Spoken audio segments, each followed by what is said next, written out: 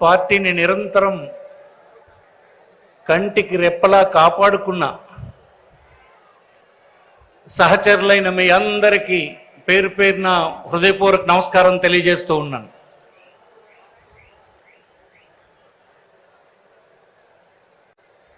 మనం ఇతర బహిరంగ సభల కంటే ఇది భిన్నమైంది. ఈ సమయం కూడా భిన్నమైంది. ఇంకొక 2 నెలల్లో మనం ఎన్నికలకు వెళ్ళబోతున్నాం. ఆ సందర్భంగా పార్టీకి చెందిన ముఖ్యమైనటువంటి నాయకులతో, కేడర్తో, కార్యకర్తలతో మాట్లాడాలని ముఖ్యమంత్రి గారు కోరితే ఇది మనం ఏర్పాటు చేసుకున్నాం. కానీ తెల్లవారి ఒక న్యూస్ ఛానల్లో చూశాను నేను. ఇంతకుముందు ఏదో బహిరంగ సభ తెలుగుదేశంది జరిగిందట భోగాపురం దగ్గర. ఆ బహిరంగ సభకు ఇది పోటీగా పెట్టారు అని వక్ర భాషను చెప్తున్నాడు అతను. మనం బహిరంగ సభ పెట్ల కార్యకర్తల్ని పిలుచుకున్నాం, నాయకుల్ని పిలుచుకున్నాం. మీ అందరితో ముఖ్యమంత్రి మాట్లాడతాడని ఇది ఏర్పాటు చేసుకున్నాం. అంటే మనం బహిరంగ సభకు పిలిస్తే ఇలాంటి గ్రౌండ్ కాదు, దీనికి 10 రెట్ల బహిరంగ సభ స్థలం కావాలి మనకి. ఇది బహిరంగ సభ కాదు, ముఖ్యమైన నాయకులతో మాట్లాడడానికి పిలిచినటువంటి సభ. ఈవేళ మీకు నేను మనవి చేస్తాను, గ్రామాల్లో ఎవరైనా మనల్ని కానీ ఎవరిని కానీ ప్రశ్నించడానికి వ్యతిరేకంగా మనల్ని ప్రశ్నించే వాళ్ళు ఈనాడు లేరు. మీ రాజకీయ పార్టీకి ఓటేశాము, మమ్మల్ని అందరినీ మీరు ముంచేశారు, మీ పార్టీ కార్యకర్తలు ప్రభుత్వ ధనాన్ని మింగేశారు, మాకు అందకుండా చేశారు, అందినటువంటి కార్యక్రమాలు వివక్షతో ఇచ్చారు, రాజకీయ పార్టీ చూశారు, వర్గాల్ని చూశారు, కులాల్ని చూశారు, కండబలాన్ని చూశారు, ధనబలాన్ని చూశారని ఎవరు మనల్ని విమర్శించడం లేదు. దానికి కారణం ఏంటో తెలుసా? నిజాయితీగా మనందరం ఈ 5 సంవత్సరాలు పని చేయడం వలన ఈ గౌరవం ప్రతి వైఎస్ఆర్ పార్టీ కాంగ్రెస్ కార్యకర్తకు గ్రామంలో దక్కిందని ఈ సందర్భంగా నేను మనవి చేస్తున్నాను. గడిచిన 75 సంవత్సరాల కాలంలో ఎవరినాడు కూడా రాజకీయ పార్టీ కార్యకర్త అంటే ఆ గ్రామానికి ద్రోహం చేసేవాడిగా చూశారు. కానీ 5 సంవత్సరాల కాలంలో వైఎస్ఆర్ కాంగ్రెస్ పార్టీ కార్యకర్త అంటే ద్రోహం చేసేవాడిగా ఈనాటికి ఈ 5 సంవత్సరాల్లో ఏ ఒక్కరు కూడా ఏ ఒక్కరిని చెయ్యెత్తి ప్రశ్నించలేదని మీకు ఈ సందర్భంగా మనవి చేస్తున్నాం. అది తేడా అని మీకు మనవి చేస్తున్నాం.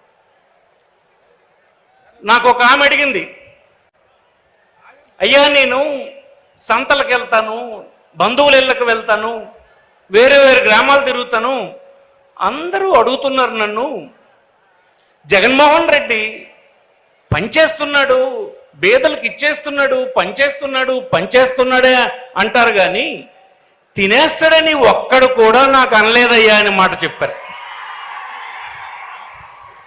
అవి సాధారణ మహిళ చెప్పినటువంటి మాట ఎంత బలమైందో మీరు చూసారా?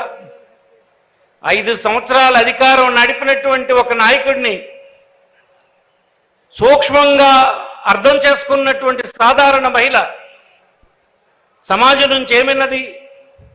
పనిచేస్తున్నాడు అంటున్నారు, కానీ తినేస్తున్నాడని ఏ ఒక్కడు అనలేదు అని అన్నారు. ఇది మన రాజకీయ పార్టీ నాయకుడికి ఉన్నటువంటి అంటున్నారు, కానీ తినేస్తున్నాడని ఏ ఒక్కడు అనలేదు అని అన్నారు. ఇది మన రాజకీయ పార్టీ నాయకుడికి ఉన్నటువంటి గుడ్ విల్ అని మీకు ఈ సందర్భంగా మనవి చేస్తున్నాం. మీ అందరికీ ఎన్నికలంటే ప్రజాస్వామ్యంలో యుద్ధాన్ని ఎదుర్కొనేటువంటి వాళ్ళు వీరులు.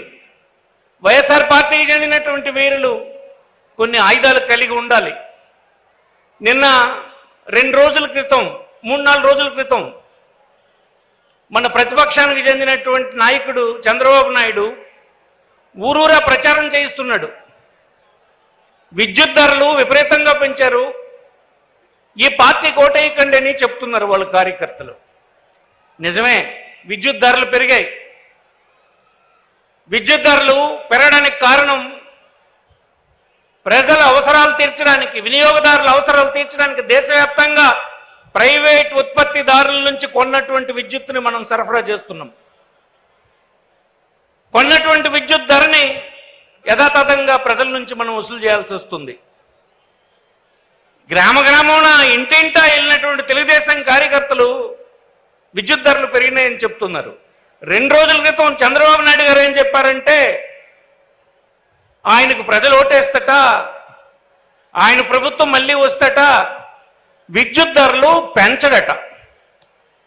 విద్యుత్ ధరలు పెంచకపోవడానికి ఇప్పుడు మనం చేస్తున్న దానికి తేడా ఏంటి చంద్రబాబు గారు అని అడగాలని నేను కోరుతున్నాను మిమ్మల్ని. పెంచడు అంటే ఆయన కూడా తగ్గించడు. దాని అర్థం మీకు అర్థమైందా? పెంచడన్న మాట చాలా మందికి అర్థం కాదు.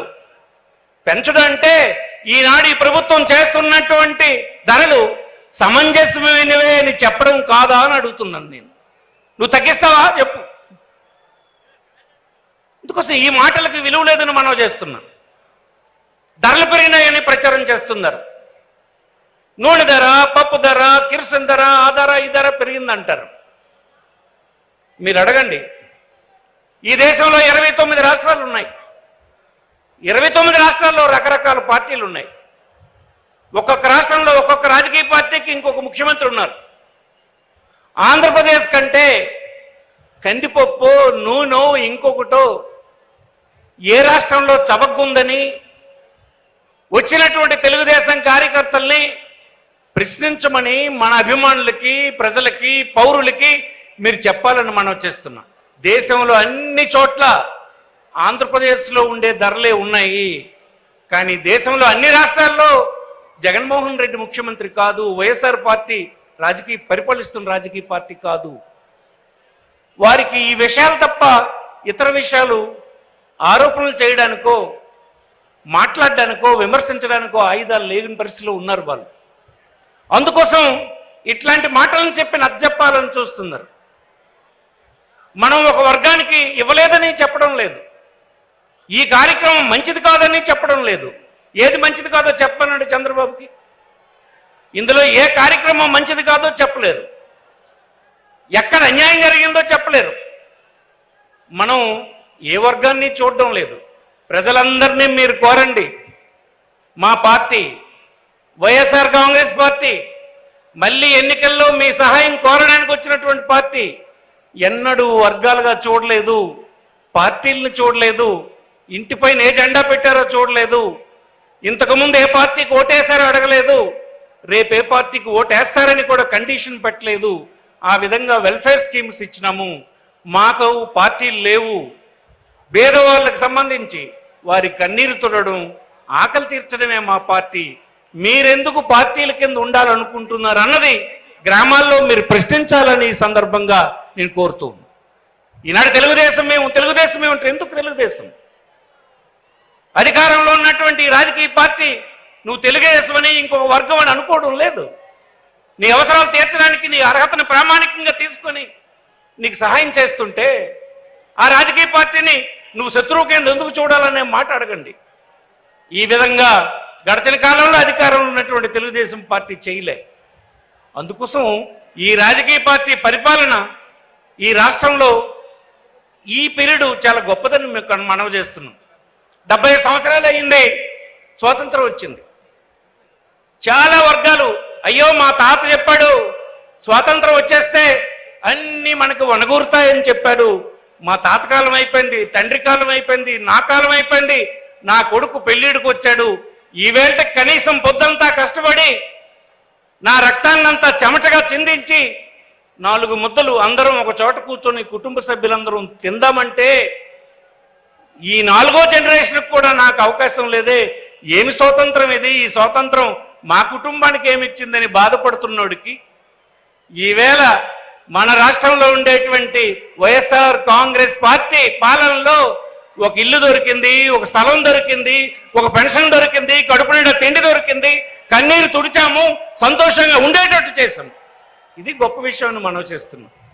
మీ అందరూ మమ్మల్ని నిర్లక్ష్యం చేశారంటారు, కార్యకర్తలుగా ఈ పార్టీ నిర్లక్ష్యం చేసిందంటారు. కరెక్ట్ కాదు. అది మీరే ఈ పార్టీకి గెలిపించారు, మీ యొక్క చెమటే ఈ పార్టీ అధికారంలోకి రావడం. కానీ మనమే వైఎస్ఆర్ కాంగ్రెస్ పార్టీ కార్యకర్తలే మనందరమే టీడీపీ కార్యకర్తలు మాదిరిగా దోచుకు తిండి ఉంటే, ప్రజలకు మోసం చేస్తుంటే ఈవేళ మనందరం ఈ గ్రామాల్లో గౌరవంగా ఉండగలుగుతామా అని అడుగుతున్నాను నేను. ఈ దేశంలో ఏ రాజకీయ పార్టీ కార్యకర్త ఈనాడు మనం ఉన్నంత గౌరవంగా సమాజంలో లేడన్న విషయం నీ హృదయానికి అడుగు, నీకు తెలుస్తుందని నేను మనవి చేస్తున్నాను. ఇతరులు చెప్పే మాటలు మీరు నమ్మొద్దు. రాజకీయాలు అనేవి ఈ సమాజంలో ఉండేటువంటి అనేక రుగ్మతలకి పరిష్కారం కావాలే తప్ప ఒక నిందించేటువంటి స్థితికి ఆ పార్టీ కానీ కార్యకర్తలు కానీ దిగజారే స్థితి ఏ రాజకీయ పార్టీ ఇవ్వకూడదన్నది మన సిద్ధాంతం. ఆ సిద్ధాంతాన్నే మనం ఈనాడు అవలంబించినాం. అందుకే మనందరికీ ఈనాడు గౌరవం ఉందని మనం చేస్తున్నాం. ఇంకొక విషయం మీకు ముగించమని చెప్తాను. అందరూ ఎంతో కొంత వెల్ఫేర్ స్కీమ్స్ పంచారు, కానీ వెల్ఫేర్ స్కీమ్ అందుకున్నటువంటి అర్హులు తనకు కులబలం లేదని, మతబలం లేదని, కండబలం లేదని, డబ్బు లేదని, నా వాడు ఎన్నికైన ప్రజాప్రతినిధి లేడని, నాకు సంబంధించిన అధికారాలు లేవని బితుకుమనే బతికారు ఇంతకాలం. ఒక్క వైఎస్ఆర్ పార్టీలోనే ఈ రాష్ట్రంలో సంక్షేమ కార్యక్రమాలు అందుకుంటున్నటువంటి పేదవాళ్ళు ఎవ్వరికీ తల వంచకుండా, ఎవరికీ భయపడకుండా, ఆత్మవిశ్వాసంతో తలెత్తుకునేటట్టుగా ప్రభుత్వం ఇచ్చే పథకాలని దర్జాగా అందుకునేటువంటి వ్యవస్థ తెచ్చినటువంటి పార్టీ వైఎస్ఆర్ పార్టీ అని ఈ సందర్భంగా నేను మనవి చేస్తూ ఉన్నాను. ఇవన్నీ అనేక విజయాలు దీని వెనుక ఉన్నాయి. మనం ఈనాడు స్థాపించినటువంటి, మనం ఎస్టాబ్లిష్ చేసినటువంటి అనేకమైనటువంటి పరిపాలన సంస్కరణలు ఇంకే ఒక్కరు కూడా వచ్చినా మార్చలేనటువంటి ప్రొసీజర్స్ని మనం ఎస్టాబ్లిష్ చేసాం, ఆ స్టాండర్డ్స్ని ఎస్టాబ్లిష్ చేసాం. దానికి గర్వపడాలే తప్ప ఎవరూ నిరుత్సాహపడొద్దని సందర్భంగా నేను మనవి చేస్తున్నా. ఈవేళ ఎదుర్కోబోతున్నటువంటి ఎన్నికలు ఒక రకమైన ఇది చెప్తుంటారు. అనేక రకాల బలాలు కలిగినటువంటి మన ప్రత్యర్థులు రోజు వైఎస్ఆర్ పార్టీ ఓడిపోతుందన్నట్టుగా టీవీల్లో, మొబైల్లో రకరకాలవన్నీ పెడుతుంటారు. కానీ మీరు ఒక 100 మందిని ప్రశ్నించండి, 100 మందిలో 60 మంది నేను వైఎస్ఆర్ పార్టీకి ఓటేస్తానంటాడు. ఆ 60 మందినే మళ్ళీ మీరు తర్వాత అడగండి, ఏమరా బాబు ఏ పార్టీ గెలుస్తానంటే, ఏమోనండి టీడీపీ గెలుస్తుంది అంటండ్రండి అని అంటాడు. అంటండ్రు కానీ ఓటేసే వాళ్ళు మాత్రం వైఎస్ఆర్ పార్టీకే మెజారిటీ ఓటేసే పరిస్థితి ఉంది ఈనాడు. మీరు అర్థం చేసుకోవాలని మనం చేస్తుంది. ఇది కేవలం ఒక రకమైనటువంటి ఒక భావాన్ని కల్పించడానికి ఇలాంటి వార్తలన్నీ స్ప్రెడ్ చేయడం. చాలా రాష్ట్రాల్లో ఒకటనుకున్నారు, ఒకటి జరిగింది. మీరు చూసుంటారు. మధ్యప్రదేశ్లో ఏం జరిగింది, పక్కనే ఉన్నటువంటి ఛత్తీస్గఢ్లో ఏం జరిగింది, అక్కడ ఉన్నటువంటి తెలంగాణలో ఏం జరిగింది.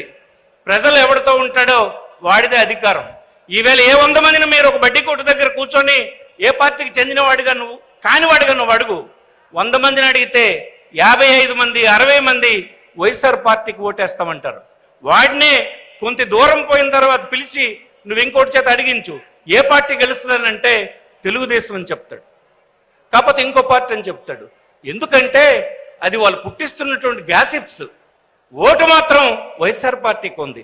ఇది తేలాలంటే బాక్స్ ఇప్పినాడు ఇతర పార్టీలకి వైఎస్ఆర్ పార్టీ తాలూకు శక్తి ఏంటో, ఈ ప్రజలు చూపించినటువంటి నిజాయితీ ఏంటో, మనం చేసిన సేవ ఏంటో తెలుస్తుందని సందర్భంగా మనవి చేస్తూ, కొద్దిగా విజ్ఞతతో కార్యకర్తలందరూ ఆలోచించి ఈ కార్యక్రమాన్ని 2 నెలల కార్యక్రమాన్ని శ్రద్ధతో ముందుకు తీసుకెళ్లాలని ఈ సందర్భంగా మిమ్మల్ని అందరినీ కోరుకుంటూ, ఏ ఒక్కరిని కించపరిచే ఆలోచన ఉండదు. ఒక పాలకుడు కొన్ని పద్ధతుల్ని 75 సంవత్సరాలకు భిన్నంగా ఎస్టాబ్లిష్ చేయాలంటే కొన్ని సందర్భాల్లో కఠినంగా ఉండి ఆ సంస్కరణలకు శ్రీకారం చుట్టడం జరిగింది. ఆ సంస్కరణల తాలూ ఫలితాలు రాబో తరాల్లో మన పిల్లలు, మనం పనిచేసిన ప్రాంతాల్లో ఉండే ప్రజలు అందుకుంటారు, వారందరి జీవన ప్రమాణాలు పెరుగుతాయన్నటువంటి మాటని మళ్ళీ మీరు ప్రతిగింటా చెప్పాలని, మనకు వారి మద్దతును కూడగట్టాలని ఈ సందర్భంగా మిమ్మల్ని అందరినీ కోరుకుంటూ హృదయపూర్వకంగా ఇంత పెద్ద ఎత్తున ఎక్కడ ఇచ్చాపూర్ నుంచి అటు తుని నుంచి అన్ని ప్రాంతాల నుంచి వచ్చిన కార్యకర్తలందరికీ పేరు పేరున శుభాకాంక్షలు తెలియజేస్తూ సెలవు తీసుకుంటున్నాను. నమస్కారం.